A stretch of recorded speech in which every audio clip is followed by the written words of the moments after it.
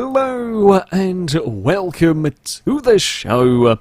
We are back at the Endurodrome. It has been a little while, but I have got more vehicles to be driven till destruction, starting with the Stowe. Yes, this is a teeny tiny Barstow. I'll say a teeny tiny. It's a much smaller version of the Barstow. Now, theoretically, that might give it a chance of living longer. The drive shaft, notorious for braking on these, is going to be smaller in this. There's just simply less distance to go.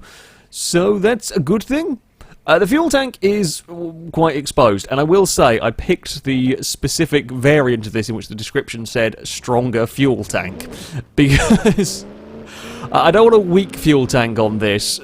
The tank hanging off at the back, while most jumps we will probably be okay. If there are any jumps where we end up going arse first, that is prone to leaking. Pretty much, it's prone to rupturing the fuel tank, and, well, you don't want all your fuel escaping. Although, to be fair, that is probably a kinder death than a lot of them that we have around here, just to run out of fuel, because this course does mean things. It does mean things to the cars. It's not the most savage in terms of the drive shaft, but it is pretty mean in places. I have no grip in this car, I'm going to say that much. There is a lot of power in this. There is quite a lot of power in this. And of course, being a smaller version of the Barstow, there's not as much weight. So a lot of power, a lot less weight. And, I mean, I don't know if we've got slick tyres quite on it, but we've certainly not got off-road tyres. Put that together, and this is not, you know, the easiest of environments. That's a lot of shaking from the back of the car. But if anything, this is actually struggling to get it to line up for how I want to take the jump. Oh, we're going to get away with it. We do come crashing back down again. Yeah, suspension-wise, on this, Wobble-matic, Bounce-matic, it is not the most sophisticated suspension. However, Wobble-matic is good, or can be good, for surviving around this course. I think that's the radiator gone on the car. Pretty sure I'm seeing, yeah, steam coming from the front. Yeah, okay, so the radiator's gone on the front of the vehicle. It means we're going to overheat if something else doesn't let go first, which on this car, I would be surprised. Not impossible. I've been surprised by many a vehicle around here, but if it is from overheating, I would be very surprised if someone kills this. I think we've got some collapsed front left by the looks of it. It's actually just not got much ground clearance. I think the front left is looking worse than the front right. Losing steering with these kind of cars is, well, eminently possible. Losing wheels we have seen. This is the big jump now. We are going to, I would hope, be fast enough to make it up here. It's what does that... Oh, that's not quite the angle I wanted to take. We landed very heavily on the nose, but we are across it. Actually, I guess that got down without too much problem. Oh, there's the drive shaft. I think we took out the front suspension until the front subframe hit. I think the front subframe hit on the speed bump. Well, my theory, my hope about the drive shaft has not quite worked out here. My hope was the smaller length of the drive shaft might... Yeah, the whole front left's collapsed. The front left's collapsed in such a way that as soon as we hit a... And that'll be a stuck. As soon as we hit the speed bump with that no suspension travel at all, the force going through the car was enough to... I can't even have a look under because we're on the concrete ramp. Yeah, basically just snap the drive shaft that we have. Well, a fun little vehicle. I like it. It's cool. However... The glass drive shaft, that's still very much a feature. Up next, we have got the classic Pizima. However, this is far from a normal version of the car. Well, it's got a 2-litre engine, is relatively powerful. This one has 4-wheel steer, one of the very few vehicles to have a 4-wheel steer system, certainly from the game, but from game standard cars. So, theoretically speaking, if we lose a front wheel, we'd still be able to, if we lose tie rods, even if we lost both the front tie rods, we might still be able to steer the car enough to get around a few corners at least. It's a very weird thing to drive, as we are about to find here as we get underway. It is still front wheel drive, which is not the best for this course, and at the end of the day, well, the classic Pizima has not had the greatest of showings around here. I think a normal road version didn't even manage a lap when we ran it a good number of episodes ago. So I'm not sure how this one is going to fare. The rally version did better, but even the rally version of this didn't actually survive all that well. So yeah, we're going to find out just how good the all-wheel steer version of the car goes. Unfortunately, if we do lose a front wheel axle, while the steering side of things is okay, being front-wheel drive, it may well not let it be. Essentially, it won't let it be one-wheel drive. I think the diff would still stop it from doing that. Oh, careful. Now, I guess I have to be a little careful with driving this. I don't know what the speed bumps are going to do because of course the rear wheels are going to be now at angles that they wouldn't normally be at, so I'm not sure if we go across speed bumps if we're actually going to be able to sort of tear the rear wheels off in places where we wouldn't normally, or certainly damage them and ping them around. We will, I guess, have to find out as we go along here. Oh, wow, that's a big hit. I think that's bent something in the front of the car. Yeah, that front wheel is unhappy, to say the least. Whoop, and there we go. Car is back over again. I think if we do start seeing damage to the rear wheels, of course, many cars have had wheels bent, wheels buckled, and you just gotta keep going with it. The rear wheels, of course, having their own sort of steering mechanisms, if that starts going, we might have a very difficult to control car. So we will find out. It's so far doing pretty well here. So far, nothing major. I mean, I shouldn't say it, of course, because we know what the commentator is like, but the radiator is in one piece, which is more than could have been said for the Barstow, and hell, I think more than could have been said for the normal Bezimas. I don't actually know. I presume it's on some sportier suspension, because it's not exactly high riding. It's not the lowest of the low cars, but yeah, we've got sportier suspension on this. Can I jump far enough? I can. Nicely does it for the Bezima. The back end is bouncing and bobbling around a little bit there. Uh-oh. Okay, we got lucky. I think the first hit on the speed bump actually launched us back up into the air, launched us well clear. This is where the all-wheel steer comes in. It's kind of a strange vehicle to drive. It almost doesn't quite feel natural with the way that it changes direction at the lower speed stuff. Very cool indeed, but yeah, it does not feel natural. It looks like the game's doing something weird with the way the car's handling, but it's just because the rear wheels are sort of helping you turn. We're going to clobber the kind of the approach to the jump almost. There's a little lip on the ramp that we hit that got us a big wheelie, but we've completed the first lap, so we have done better than the normal Bezima, which is good. And that's still, in actual fact, aside from damage to the front left wheel is the only bit that's really been pinged. There is some. I mean, we lost the front bumper. We have. Oh, that was a big old clonk. We've got some bonnets and bodywork damage at the front. Nothing actually all that major though going on here. If we don't wander our way over there, temperature-wise, well, we are back up. So we're up to your normal operating temperature, which it'll be fine running at that for a while until the radiator inevitably lets go. I wouldn't expect the radiator on this to be the strongest of any vehicle. Hell, it's not really designed with this sort of course. Not many vehicles are, but it is not really designed with this sort of challenge, this sort of course in mind.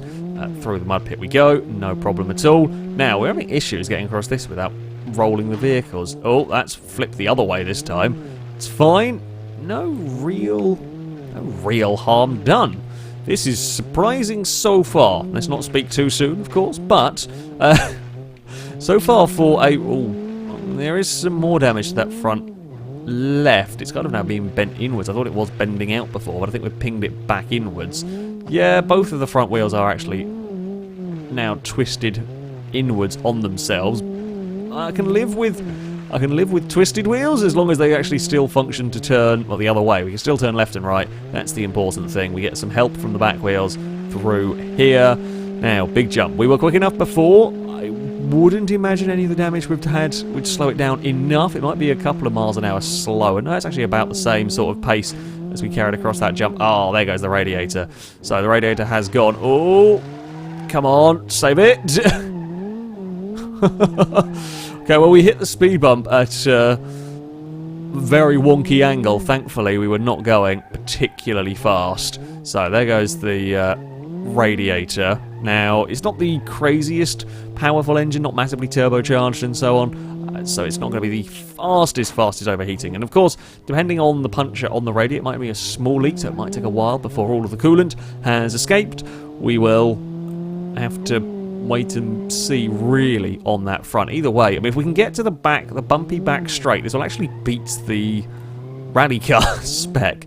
So that's an impressive performance. It's, aside from the radiator, yeah, the wheels are slightly buckled. This has survived incredibly, incredibly well. Back through some more speed bumps. Nothing's really, again, I probably shouldn't say, but nothing's really getting caught. We're going well enough across these bumps that nothing's, it's just kind of, suspension's doing its job. I mean, it has buckled the front, it has buckled the front wheel. That's an unusual place to have a car let go. Interestingly, it is letting us continue onwards. Okay. I was expecting that to give up. However, right, we've got one-wheel drive, I think. We've got the front left wheel is going to have to do a lot of work here. Now, it hasn't stopped the car from running. The bad news is that the engine is probably going to work harder now in this, which will overheat it quicker. Into the mud pit we go.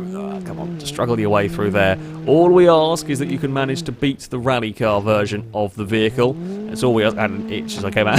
Took my hands off the steering briefly. Not a good idea. We got away with it without it doing any more damage to the car. But yeah, didn't really want to go into the ditch on the outside, but never mind. Oh, yeah, we are now not as fast accelerating. It is struggling more and more to put its power down. We've just got to not snap. We can land on the front left side almost as much as I like. Don't care very much about the front left side of this car anymore. It's the front right I've got to protect. That's where all the drive is going on. And of course the car is not only pulling around because all the steering's bent, but you know, it's only got one of the front wheels actually doing what we need them to be doing. Here we are to the back straight now. If we can make it, I think it's around halfway mark was where the rally Bazima gave up, somewhere around here. So we have gone further than the rally spec of this vehicle. An unusual result, although sometimes rally cars do struggle because they're so fast. They hit bumps a lot harder than a car like this, for example, so they do tend to get punished a lot in places. This is now, I mean, we can see we've lost 10 miles an hour. That will not be enough to get us up here. That's not good. Oh, it's it got very lucky. That is about as good a outcome as I could expect from that. It landed on the nose and just skidded along the floor on the nose. There's no, not much more damage that can be done to that in terms of stopping the car moving, other than an outright engine failure. So we didn't take any damage to the important wheel. Ooh, careful. Of course, we've got the mad turning as we come through here. Yeah, we've burnt the engine to pieces, actually trying to run the car now. I have to run these vehicles as hard as I can, and well, this is funnily enough. Oh, there goes the other drive. We didn't protect the front left well enough. Oh, you're not going to make it, are you? Roll your way. You're never going to make it to... it's so close. So close. I mean, the engine was pretty close to giving up in all of that. Temperature was at the top. It was probably not long for this world. However, speed bumps would eventually kill both of the wheel axles. The steering system still fully intact. Front was actually still steering okay. There was no problem with that. The rear wheel steer was fine. Rear wheel steer didn't, I guess, play that massive a part in all of it, apart from making it handle a little bit funny. Yeah, we never really had to kind of use it. Or for any reasons, because the front was still working well enough. There we have it. A very good showing, though. A very good showing indeed from the four-wheel steer car, managing to beat its rally counterpart. And the final vehicle for us to run through the course today is a Grand Marshal, but, well, not a normal one. This is a Derby spec car, and with the FailRace livery. So I downloaded a mod for Derby cars. I thought I'd have a go with a kind of banger racer Derby style car, and when flicking through the vehicles, I found a FailRace livery Grand Marshal. So thank you very much to the mod creator. I figured I should give this one a try. It's orange, which means it's going to end up upside down at some point. Fuel tank is inside the car. I don't actually know where the radiator is on this one. It's not at the front, so the radiator might be better protected somewhere. Could be good news for the vehicle. It's also stripped out. It's likely to be lighter than a normal Grand Marshal. There is, I guess, less bits of bodywork perhaps protecting that front end than we've seen elsewhere, but I don't really know if that's going to matter too much, certainly, because I don't know where the radiator is. We're not going to worry too much about that. I was going to say the setup looks, well, let's say it looks different. The front was quite high compared to the rear. I think the front's immediately collapsed, though, as soon as we went over a big jump. That's not ideal, I'll be honest. You want your front suspension to survive for a little while. Broken front suspension is bad, because that happens. if the front subframe's almost dragging on the floor, as soon as we hit a bump, a speed bump, that or the front left is really poorly. This is quite alarming. This has got alarming very quickly. This has got very alarming very quickly because the front of my car is basically dragging on the floor. That means any speed bumps are a massive danger to this car. Oh, my steering also doesn't really, it doesn't function. The car pulls quite badly to the right and is a little inconsistent steering around. So we've got a car in which the front end is scraping the floor. My steering is a bit iffy, and well, at least the radiator's not hanging off or hanging on at the front there. I guess that is a good thing. We've also not really got much in the way of traction. Are we gonna fall over? No. I'm crashing back there. Oh, that front is very broken. That front end is very broken. I'm now really struggling to put any power down here. Oh, we jump, we make it. Oh, what's happened to the rear axle? Oh, the rear axle's gone. Help, no wonder. No wonder we've got issues with the handling. The rear axle's come off. This was not very well stuck together. I mean, this really is a not great condition derby car. Rear axle is now just flapping. We've got no front suspension. The rear axle's not connected. What might give up next on it, do we reckon? Admittedly, the Regency lost a rear axle and kept going for quite a while.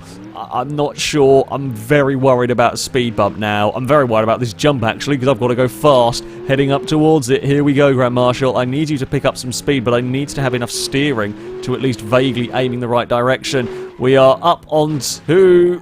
we made it across the jump, although everything's collapsed, I think. Have I still got any sort of steering?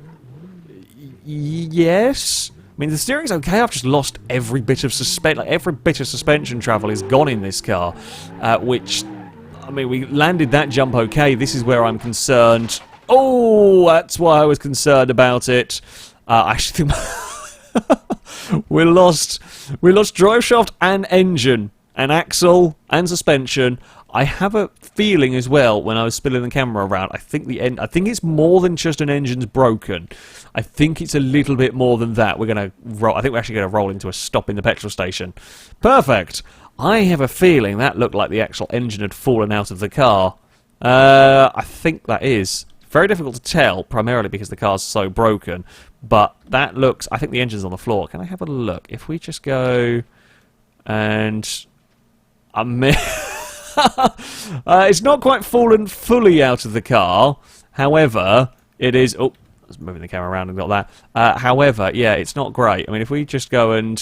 I can't just... there we go. I can just hold it up there. There we have it. Yeah, that engine is...